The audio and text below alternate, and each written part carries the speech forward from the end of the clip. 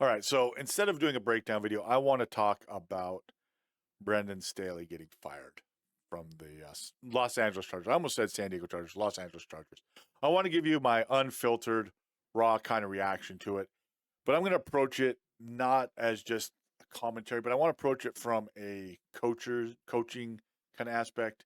As someone who has been fired from coaching, I just want to let you guys understand some things about what it was like for me when I got fired and what I think Brandon Staley has to take a look at going forward for himself. And one of the first things is when you are fired as a coach, it's kind of a weird feeling because basically you just walk in.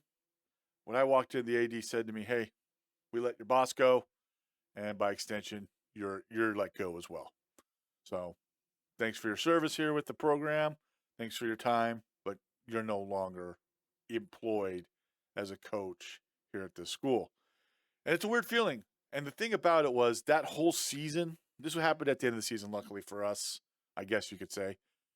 That whole time, there were just a feeling of we're not going to be retained. We weren't having a good season.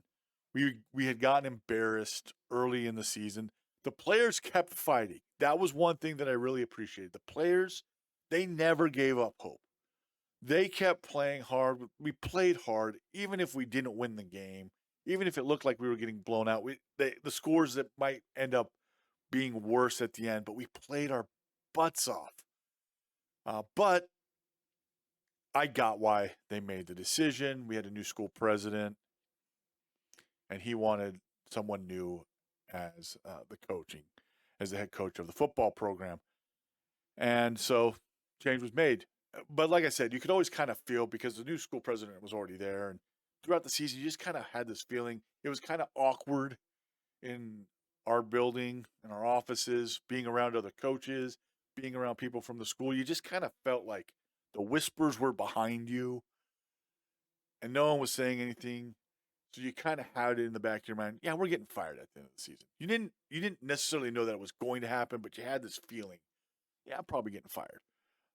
So I wonder if Brandon Staley had that feeling in the back of his mind as well, especially as his team was getting blown out. Now, maybe he didn't. Maybe he's just so focused that he was like, I know that I'm good. I'm the right one for this job. And that's what he kind of said in the post game interview. I know that people are up in arms about that. Like, come on, man, have some self reflection. But maybe it's just I'm not getting fired. No, I'm the right one for this job. And you don't want to tell yourself that maybe in the back of your mind it's correct. Or as you watch the play and your team fumble and it getting returned for a touchdown or a pick six, and it's all of a sudden 63-7, and you're going, yeah, this is bad. So why do I think Brendan Staley failed? Well, I don't know that's necessarily because he was a D3 defensive coordinator and then became an NFL head coach. I know that that's what a lot of people believe, and Rex Ryan loving to harp on it. And maybe that is the case. Maybe he needed to spend some time getting a little bit more used to the NFL game as a coordinator so that he understood better the dynamics of that, because it is obviously different than coaching at the collegiate level and then coaching at the pro level, because college, they're younger men, and obviously there's some things dealing with scholarships, and though now with NIL, you know, might as well be pro football. Uh, it's another topic for another time. Whereas with pro players, they've got families, they're older. Some of them might be in the league for 10 years and they're like, "Hey man, what are you doing?" I think what really hurt Brandon Staley was an over reliance on some of the things that he had been doing, maybe at the D3 level. But in reality, I think the biggest thing was analytics. The reliance on analytics, I think, hurt him. Uh, Obviously, there's a lot of things that you can look up where he's making decisions in games where he's going for it on fourth down and it's on their side of the field, maybe inside the 20. That's a tough situation. That's tough to put on a defense, those moments. And football is one of those sports that's different than the other sports because when those types of things happen, basically, when those types of things happen, you it really does set off a lot of momentum, right? line shifts, let's bring in this pitcher, all those things, those can bring it, but just the amount, stuffing a team on like a 4th and 1 just gives your team such a boost. And I don't know if the analytics, the people who are really pushing analytics of football fully understand that. Because football is really a much more of a game of emotion, right? You've got to be emotional. We're running at people full speed. We're punching it. We're getting our hands inside of them, right? We're tackling. We're having to be aggressive.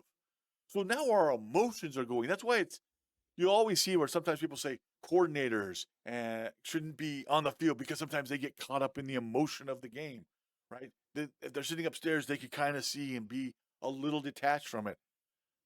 That's where I think analytics, sometimes people who are really big analytics people can get themselves in trouble. Sometimes the game is just, hey, let's make this. I know that analytics says 50-50 on this and we can get it and then that's it.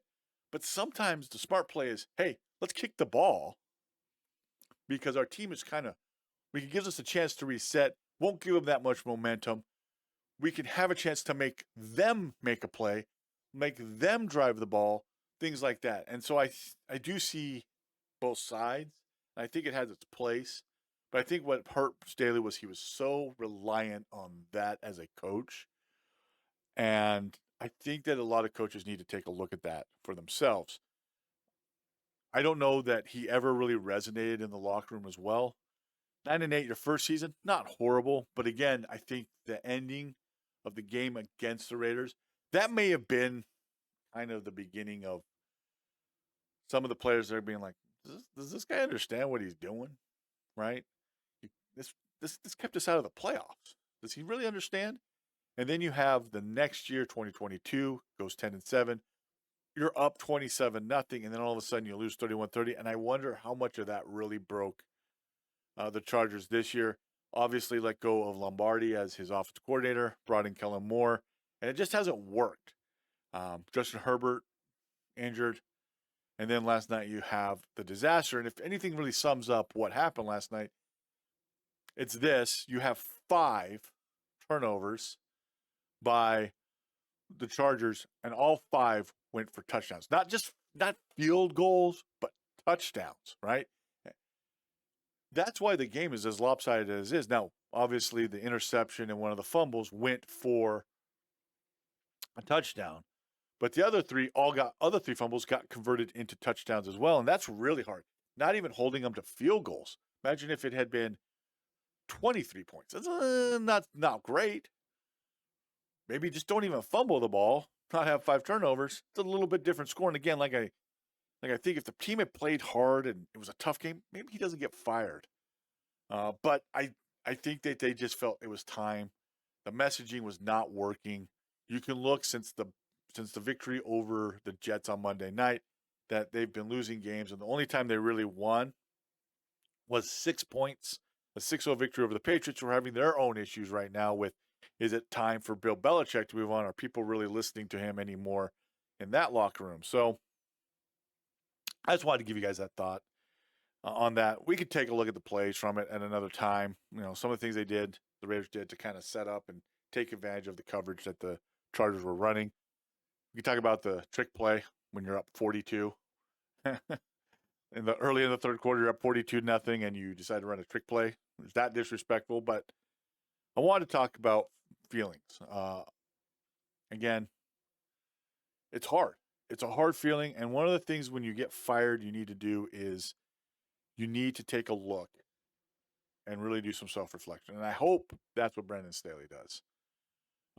When I got fired, it was really hard because we weren't doing very well. And I had a lot of success as a coach up until this particular job. And this job wasn't just, we weren't having it. And so when I got let go, you start thinking things, right?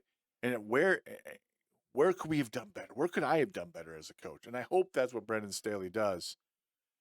He'll be fine. He'll find another job. Hopefully, he can leverage some of the things that he's learned, take some real reflection on himself, grow, and then hopefully he gets another chance. I know some people don't want to hear that, but I don't want somebody to ever just be judged on just that one time. I don't wish people to get fired, but again, sometimes the messenger is just not getting the message through. Got to move on. And I think that's what needed to happen for the Chargers. Hopefully, you understood my thoughts. Like I said, I just wanted to make this video. Just get it all from start to finish, pauses, all that stuff for you guys. I want to give a shout out to my booster members. They're the ones who have been continuously supporting this channel. If you wish to be a member, make sure to check out the join the join link down below.